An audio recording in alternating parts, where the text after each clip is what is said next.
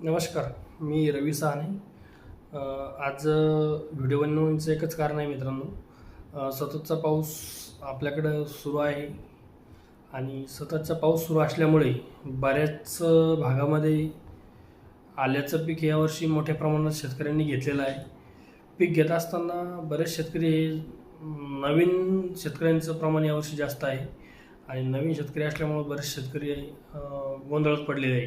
कारण या 8-10 दिवसापूर्वी जो काही सततचा पाऊस असल्यामुळे पिकाचं खूप मोठ्या प्रमाणावरती नुकसान झालेलं आहे. जसं की तुम्ही विचार जर केला असेल किंवा बघितला असेल, फील्ड ऑब्झर्वेशन जर तुम्ही बघितले असतील, तर त्या ठिकाणी मुळे जी आहे पिकाची ती मुळे सततच्या पावसामुळे डॅमेज झालेली आहे आणि बऱ्याच शेतकऱ्यांनी ह्युमिक किंवा मायक्रोरायझा याची कुठल्याही प्रकारच्या ड्रेसिंग त्या ठिकाणी झालेलं नाही. प्लॉटची जी वाढ जी म्हणतो आपण ती कशामुळे थांबली आहे किंवा वाढ का होत नाही आहे, या ज्या काही कारणं असतील तर याचं एकच कारण आहे, आपण मध्यंतरी ड्रेसिंग आपल्या त्या ठिकाणी वेळेवर झालेल्या नाही आहेत आणि पिकाची पांढरी मूळ जोपर्यंत त्याची व्यवस्थितरित्या चालू आहे तोपर्यंत झाडाची ग्रोथ आणि वाढ चांगल्या पद्धतीने त्या ठिकाणी होत असतात मित्रांनो. तर आपल्याला आता पहिली सगळ्यात जास्त भेडसावणारी समस्या आहे बॅक्टेरियल करपा. बॅक्टेरियल करप्यावरती काय नियोजन उपाययोजना करता येईल यासाठी थोडक्यात मी माहिती देतो. बऱ्याचशा शेतकऱ्यांनी स्कोर कवच याचा स्प्रे घेतलेला आहे आणि त्या ठिकाणी चांगल्या पद्धतीने त्यांना रिझल्ट त्या ठिकाणी आलेले आहेत. तर शेतकऱ्यांनी त्याचाही स्प्रे घेणं तितकाच गरजेचं आहे. बॅक्टेरियल करपा आपल्याला कंट्रोल करणं असेल त्या ठिकाणी त्याच्यामध्ये अँटीबायोटिक कासोबी किंवा सायप्टोसायक्लिन याचंही स्प्रे आपल्याला त्यामध्ये घेणं गरजेचं आहे. त्यानंतर आळीचं पण एक औषध आपल्याला त्या ठिकाणी मार्केटमध्ये निमार्क किंवा पवन ॲग्रोचं कडू सुपर, तसंच नेपच्यून कंपनीचं बरेच वेगवेगळ्या कंपन्यांचे ते मार्केटमध्ये उपलब्ध कडू सुपर वगैरे आहे. याचं आपल्याला स्प्रे घ्यायचं आहे जेणेकरून रोगप्रतिकारशक्ती जास्तीत दिवस टिकल आणि जे झाड जास्त दिवस जितकं कडू ठेवता येईल आपल्याला त्या ठिकाणी आपल्याला कणमाशी वगैरे याचाही प्रादुर्भाव आपल्या त्या ठिकाणी कमी दिसेल त्या प्लॉटवरती. तर आपल्याला त्याची स्प्रे अजूनमधून घेत राहायचे मित्रांनो. तुम्ही बघितलं असाल बऱ्याचशा शेतकऱ्यांना नेमॅटोडचा पण प्रॉब्लेम आत्ता उद्भवत आहे.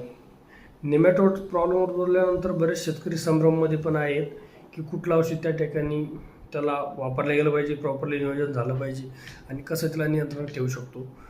नेमॅटोड ओळखायचा कसा, तर तुम्ही बघितलं असाल बऱ्याचशा शेतकऱ्यांची अद्रक असेल हळद असल्याची वाढ थांबलेली.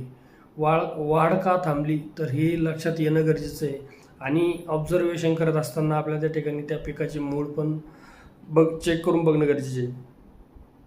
सर्वप्रथम आपल्याला त्या शेतामध्ये ज्या ज्या ठिकाणी करप्याचा अटॅक ज्या ठिकाणी जास्त दिसतो, झाड पिवळेपणा वगैरे आढळून येतो, त्या अद्रकीच्या कांदा उपटून बघायचा. उपटल्यानंतर तुम्हाला त्या ठिकाणी त्याची पांढरी मूळ स्वच्छ पाण्याने धुवून घ्यायची. धुतल्यानंतर आपल्याला त्या ठिकाणी त्याला जर कुठल्याही प्रकारच्या थोड्याही गाठी जर आढळत असेल तर निश्चित त्या ठिकाणी नेमॅटोडचा प्रादुर्भाव तुमच्या प्लॉटला होत आहे असं समजून जायचं. तर याच्यावर उपाययोजना काय करता येईल मित्रांनो, मार्केटमध्ये वेगवेगळ्या औषधी आहे. वेलम प्राईम बाहेरचं त्याचाही चांगला उत्कृष्ट पद्धतीचा रिझल्ट आहे. त्यानंतर बायोल्युशन कंपनीचं नेपच्यून छान प्रकारे त्याचा रिझल्ट आहे आणि शेतकऱ्यांनी जर त्याचा विचार जर केला तर शेतकऱ्याच्या बजेटमध्ये बसणारं ते औषध आहे आणि रिझल्टही उत्तम त्या ठिकाणी मिळत आहेत. ही प्रतिक्रिया जवळपास दिवसातून मला शेतकऱ्यांची 5-10 शेतकऱ्यांचे वेळोवेळी फोन येत आहेत आणि त्याला आपण मार्गदर्शन करण्याचं काम या ठिकाणी करत आहोत. बऱ्याचशा शेतकऱ्यांनी नेमॅटोडसाठी आमच्याकडनं नेपच्यून हे औषध सोडलेलं पण आहे आणि त्याचे जवळपास 5-6 दिवसामध्ये त्यांना छान प्रकारे असे रिझल्ट पण त्या ठिकाणी मिळालेले आहेत. त्याचा डोस एकरी 500 ml आपल्याला मित्रांनो घ्यायचा आहे. जर नेमॅटोडचं प्रमाण तुमचं जास्तीचं असेल तर 500 ml डोस आपला प्रति एकर या ठिकाणी घ्यायचा आहे. नेमॅटोड देत असताना आपल्याला त्या प्लॉटला 3 दिवस कुठल्याही प्रकारचं त्यासोबत कुठलेही औषध किंवा मॉलिक्युल मिक्स करून द्यायचं नाही. नेमॅटोड नियंत्रण करण्यासाठी नेपच्यून औषध ज्यावेळेस आपण ड्रिपनं सोडणार आहोत त्या ठिकाणी 150 ml सिलिकॉन स्टिकर आपल्याला घेणं तितकंच महत्त्वाचं आहे. जेणेकरून स्टिकर यासाठी आपल्याला घ्यायचं मित्रांनो की आपल्या जे काही नेमॅटोड जो पसरत आहे, मुळांना गाठी येत आहेत, याला सिलिकॉन स्टिकर वापरल्यामुळे पूर्ण बेडवरती तो पसरले जाईल ते औषध आणि पूर्ण मुळापर्यंत ते खोलूपर्यंत जाईल. याच्यासाठी आपल्याला सिलिकॉन स्टिकर 150 ml त्या ठिकाणी घ्यायचं आहे. त्याच्यानंतर 4 दिवसानंतर 3 दिवस गॅप द्यायचा, 4थ्या दिवशी आपल्याला 200 ग्रॅम मायक्रोरायझा त्या ठिकाणी ड्रिचिंग करायची. कारण प्लॉट स्ट्रेसमध्ये चालला जातो. स्ट्रेसमध्ये गेल्यानंतर आपल्याला लगेच 4थ्या दिवशी, 3ऱ्या किंवा 4थ्या दिवशी आपल्याला लगेच 200 ग्रॅम मायक्रोरायझा त्या ठिकाणी द्यायचा आहे. मायक्रोरायझा याच्यासाठी द्यायचं आहे की ज्या मुळाला आपल्या गाठी आलेल्या आहे याच्यावरती ते काम करायला लगेच 24 तासामध्ये सुरुवात करतं आणि ज्या ठिकाणी त्या गाठी आलेल्या त्या गाठीला नष्ट करण्याचं काम किंवा त्या गाठी विघटन करण्याचं काम ते नॅपच्यून करतं आणि त्याच्या 6-7 दिवसानंतर तुम्हाला त्या मुळांना उपमुळा आपण त्याला म्हणतो, पांढऱ्या मुळीची वाढ त्या ठिकाणी तुम्हाला दिसेल. बेस्ट प्रकारचे रिझल्ट त्या ठिकाणी आलेले आहेत.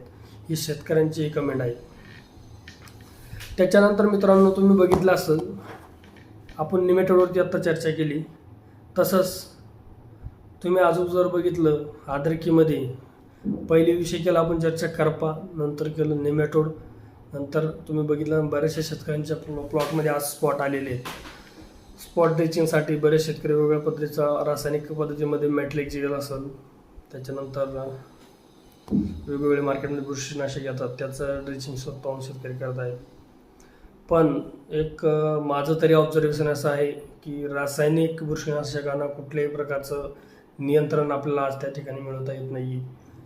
त्याच्यासाठी आपल्याला जैविक बुरशीनाशक जसं ट्रायकोडर्मा असेल, सुडोमोनास असेल, बॅसिलस असेल, सर्बॅक्टिन असेल, यासारख्या ज्या काही जैविक बुरशी आहे याचा वापर आपल्याला करणं गरजेचं आहे. मित्रांनो, जेवढा प्लॉट आपण जैविक आणि रासायनिक दोन्हीची, मी असं म्हणणार नाही तुम्हाला 100% तुम्ही जैविक पद्धतीने करावा. आपल्याला दोन्हीची जोड घालून त्याला संगणमतानं त्या ठिकाणी आपल्याला काम करायचं आहे. आपला खर्चही जास्त होणार नाही आणि जो रोग आहे त्या नियंत्रणात कसा येईल याच्यावरही आपल्याला लक्ष देणं तेवढंच गरजेचं आहे. बरेचसे शेतकरी नवीन आहे आणि सगळ्यात डोकेदुखी जर ठरवणारी जर अडचण काय असेल अद्रक पिकामध्ये तर ती सगळ्यात महत्त्वाचं सड आहे. आणि सड नियंत्रणात 100% येईल असं आजपर्यंत तरी जगात कुठलंही औषध तयार झालेलं नाही मित्रांनो. तर आपल्याला नियोजनबद्ध त्याचं काळजी घ्यायची, नियोजनबद्ध आपल्याला त्याचं नियंत्रण कसं मिळवता येईल याचं वेळापत्रक करायचं आहे. आणि ज्या औषधांना आपल्याला रिझल्ट मिळतील या औषधांनी आपल्याला त्या ठिकाणी वारंवार, कुठलंही औषध असं नाही की एकदा ड्रिचिंग केलं आणि तुम्ही सड नष्ट पूर्णपणे थांबवू शकाल. आजपर्यंत तर माझ्या तरी माहितीच तो नाही. तुम्हाला जर कोणी सांगत असेल किंवा म्हणत असेल मला तर माहीत नाही, पण आपल्याला कमी खर्चामध्ये कसं प्लॉटचं नियंत्रण करता येईल याच्यासाठी तुम्हाला ट्रायकोडर्मा एकरी 4 लिटर आपल्याला ड्रिचिंग करणं गरजेचं. दर 15 दिवसाला शेड्यूल आपल्याला बांधून त्या ठिकाणी ट्रायकोडर्मा दर 15 दिवसाला ट्रायकोडर्मा आणि सुडोमोनास 4-4 लिटरची ड्रिचिंग आपल्याला करणं गरजेची आहे.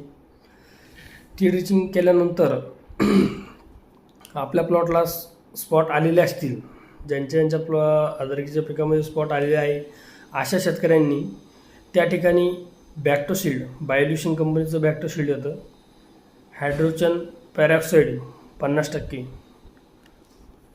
यानं होतं काय मित्रांनो, बऱ्याचशा शेतकऱ्यांनी ते वापरलं आहे आणि त्याचा छान असे रिझल्ट शेतकरी घेत आहेत आणि बऱ्याचशा शेतकऱ्यांनी त्याचा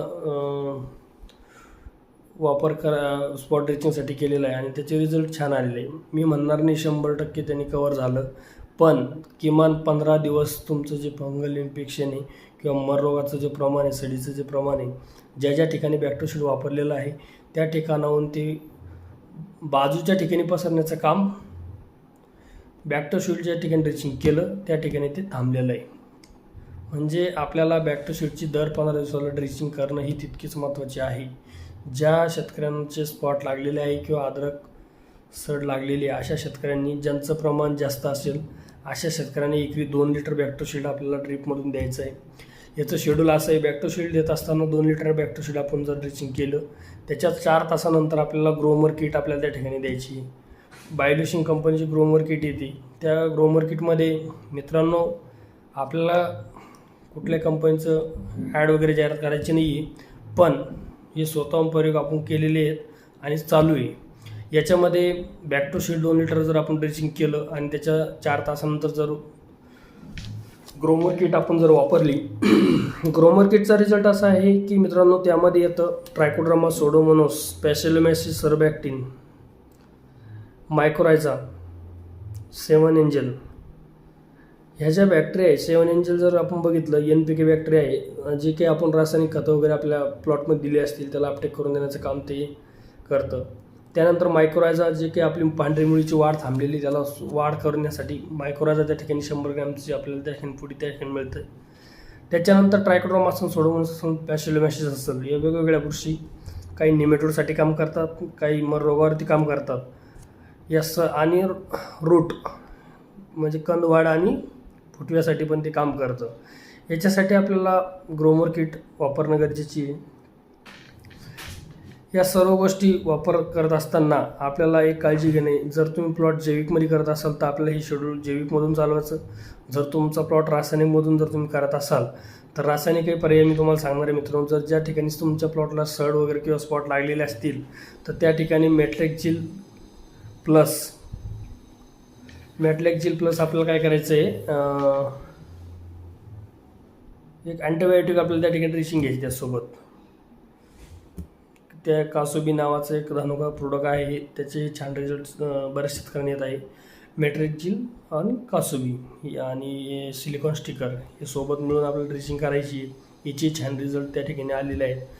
सड 100% थांबल असं नाही, पण किमान आपल्याला त्याचे काही कालावधी पुढं घेऊन जाता येईल आणि प्लॉट आपल्याला हळूहळू त्या पद्धतीने डेव्हलप करता येईल.